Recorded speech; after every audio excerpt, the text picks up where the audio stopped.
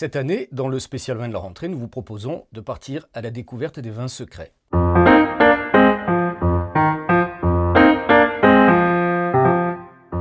Certains vignerons s'affranchissent des contraintes de l'appellation d'origine contrôlée et décident de produire leur vin soit en IGP, qui est la nouvelle dénomination de ce que l'on appelait avant les vins de pays, soit tout simplement en vin de France.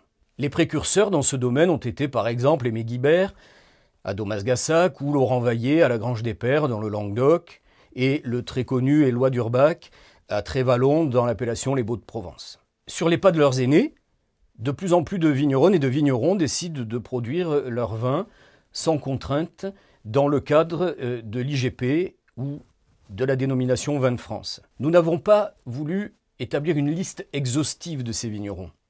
Beaucoup de vins de pays, par exemple, IGP aujourd'hui, sont des petits vins simples de casse-croûte, des vins d'apéritif, qui ont leur qualité, mais qui ne sont pas des grands vins de gastronomie. Les vignerons que nous sommes allés voir sont des gens qui produisent des vins gastronomiques, qui se vendent parfois au prix de certaines cuvées en AOC. On est allé les interroger sur leur motivation, la raison de leur démarche. Certains ont quitté l'appellation d'origine contrôlée, d'autres ne l'ont jamais intégrée.